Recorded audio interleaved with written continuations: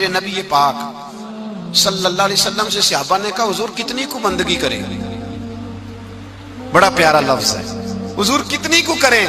تو حضور نے فرمایا تو خلوص سے وضو کر، خلوص سے اللہ اکبر کہہ کے قیام باندھ، خلوص سے رکوع کر، عاجزی والا سجدہ کر۔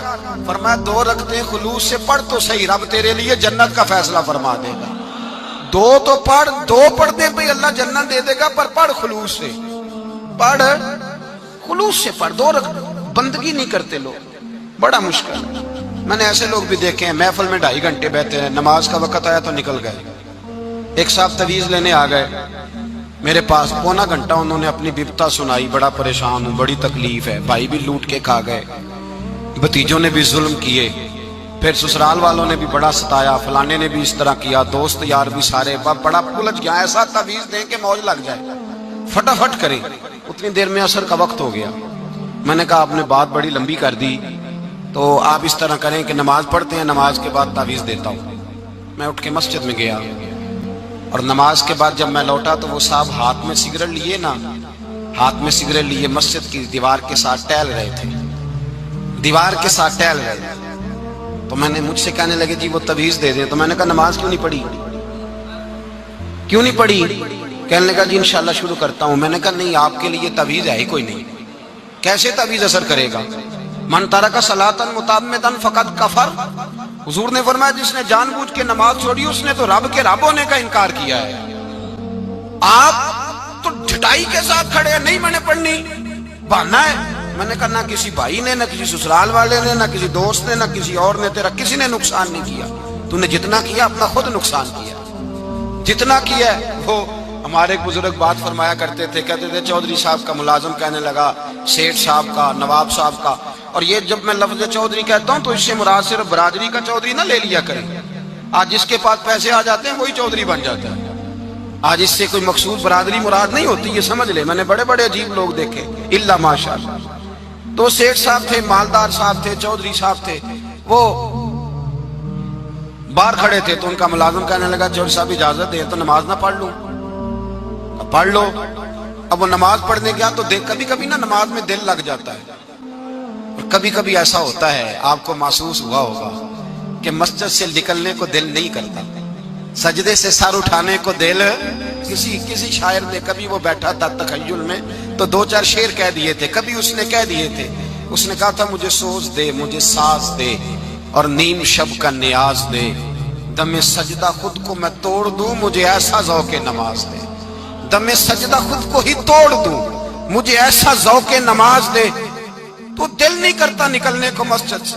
سیٹھ صاحب پریشان ہو گئے، باہر کھڑے ہیں، سودے کا دھیان رکھا ہوا ہے، باہر گاڑی کی بیل بجاتے رہے، کوئی نہ آیا۔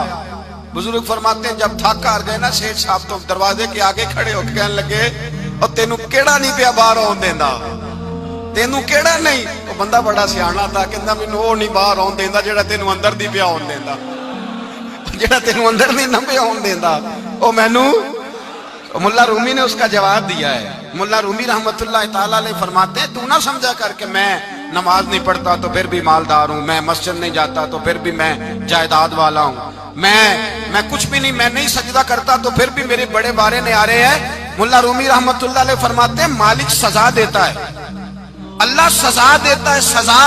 حضور کیا فرمایا؟ پیسے دے کے، اولاد دے کے، جائیداد دے کے، کہتا یہ سارا کچھ لے، باہر نکل جا، میرے گھر نہ آنا، نکل جا یہاں سے، میرے گھر سے سجدے کی توفیق اگر اللہ نہیں نہ دیتا تو سمجھا ہی نہیں، یہ تو سزا ہے رب کریم، اس نے تجھے سارا کچھ دے کے اپنے گھر سے نکال دیا کہ نکل جا، نکل جا، کوئی شے نہیں، اور جسے کچھ بھی نہیں دیا۔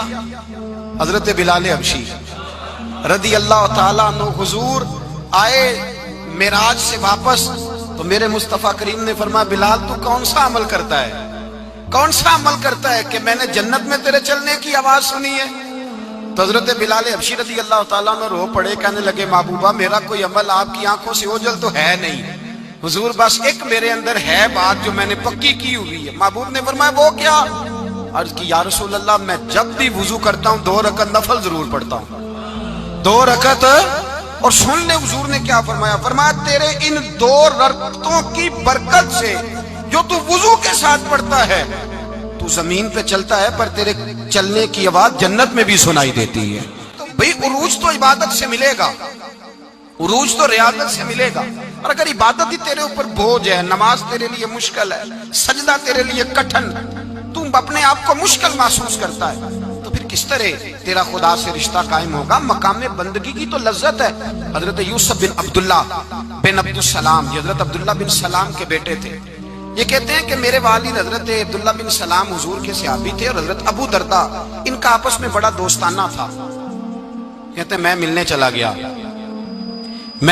گیا, حضرت سیدنا ابو دردہ بیمار تھے, تیمارداری کرنے گیا. کہتے ہیں میں جب گیا تو مجھ سے کہنے لگے بھتیجے تو کیسے آ گیا؟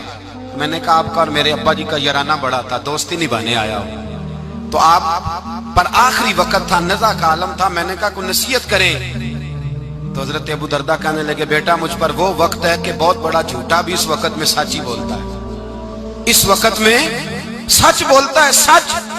آپ فرمانے لگے میں رسول اللہ کا غلام رہا ہوں, ابو بکر صدیق کا مشیر رہا ہوں, فاروق اعظم کا مشیر رہا ہوں, میں نے صحابہ کے ساتھ وقت گزارا ہے. جاتے جاتے تجھے نصیحت کر رہا ہوں, پلے سے باندھ لینا.